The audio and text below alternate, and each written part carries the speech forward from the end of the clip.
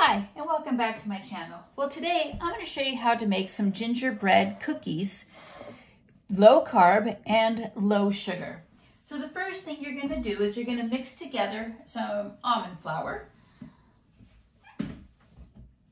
2 cups of almond flour. I will post the recipe as well. You're going to put in 2 cups of almond flour,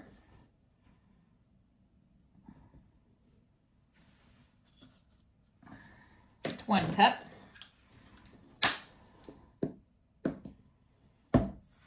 2 cups. And then you're going to put in a 1/2 teaspoon of baking powder. I have mine in jars, as you know, all know, but I'm going to put in a 1/2 teaspoon of baking powder.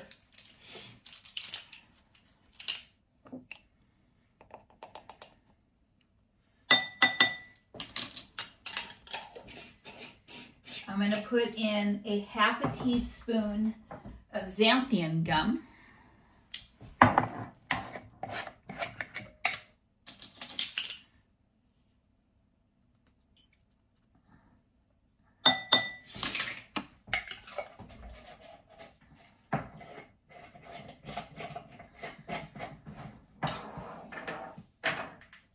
I'm going to put in a 1/2 teaspoon of cinnamon, ground cinnamon.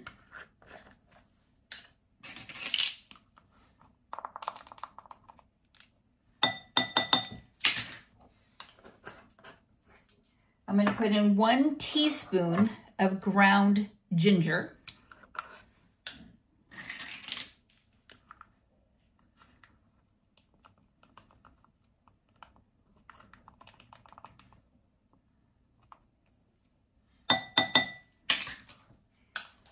I'm going to put in a 1/2 teaspoon of ground cloves.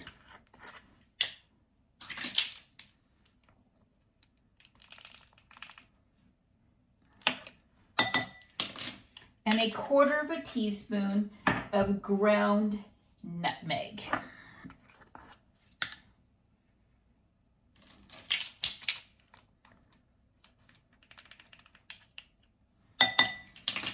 And I'm going to whisk that all together with a spoon.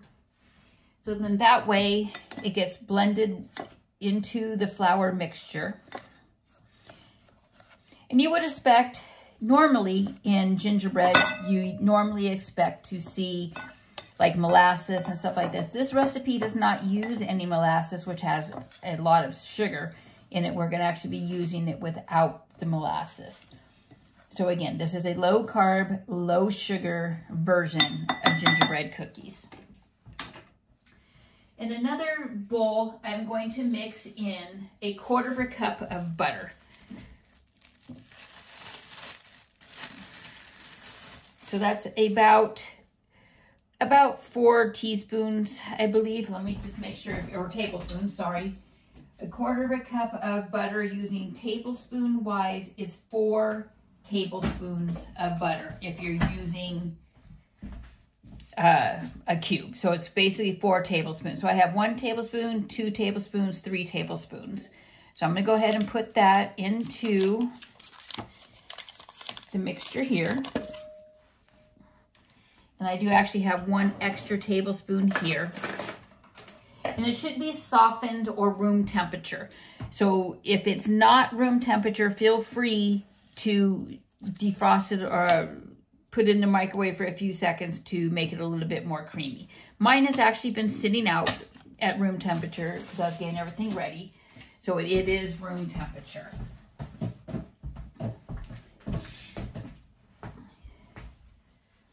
And then next, I'm going to put in some stevia.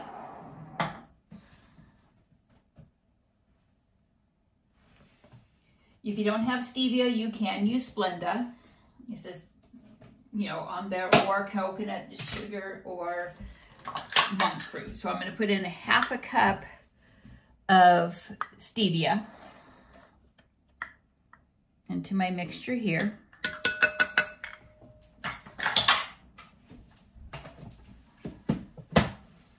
And I'm going to blend that together really good inside my blender. And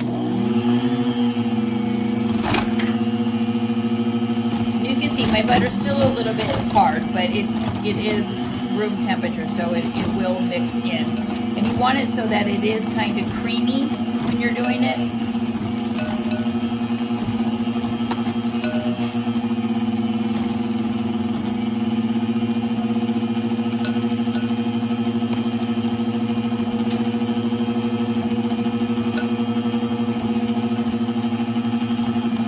Or you want to mix very good inside there. So next, you're going to add 1 egg to that mixture.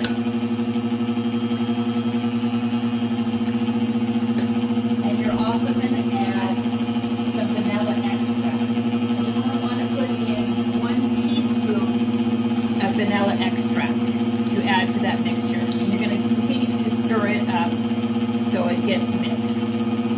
So 1 egg added, and then also the 1 teaspoon of the vanilla extract.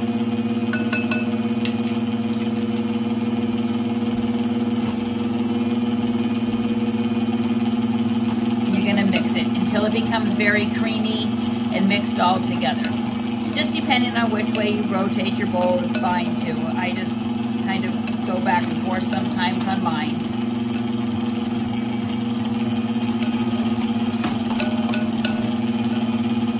You want to get that butter as mixed up in there as possible. You don't want big chunks of butter, so you might have to work with it if your butter's not really soft. You do want your butter pretty soft, as you can see.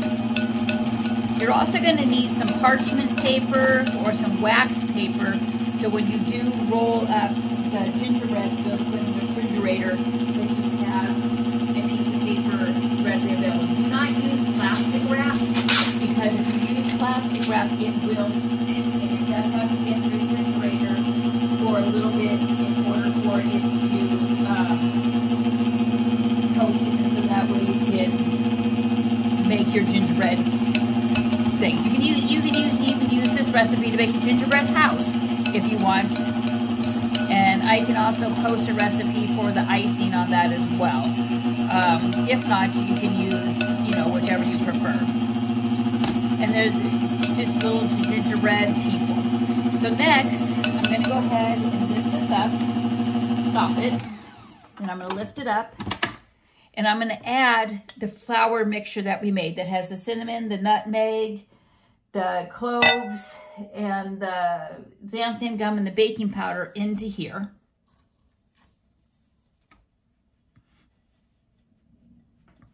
And again, I'm going to put it on, and I'm going to mix it.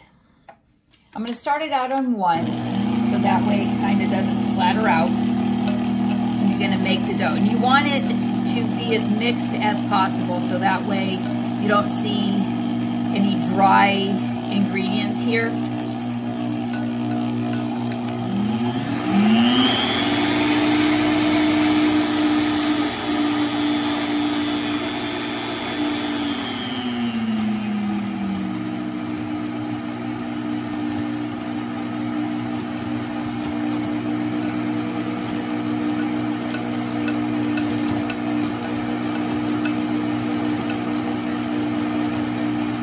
And again, the dough is going to be a little bit more lumpier than what you're normally used to, just to the fact that you are using the almond flour. So it's not going to be very smooth. You think, oh my gosh, this dough is not right. No, it is right, because the almond flour is a little bit more grainy. So just do keep that in mind if you're using the almond flour, that it is more grainy.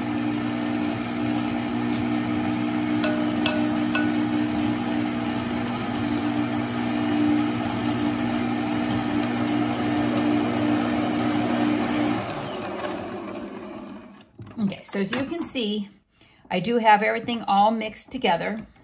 I'm going to go ahead and pull my bowl off. And I'm going to move my wax paper, parchment paper over a little bit so you can see. And then I'm going to use my spatula to get the dough out onto the paper. And again, it's going to be a little bit more coarse because of the fact that it is the almond flour. Got some dough up there. Okay, so next, just like I did in one of my other recipes, you'll see I'm going to take the dough and I'm going to form it into a log on my paper. So that way, when I do take it out to roll it out to make the cookies, you will be able to see how I roll it. So as you see, I kind of mushed it together. I'm going to roll it a little bit down, and then I'm going to kind of unroll it again and pull the paper up.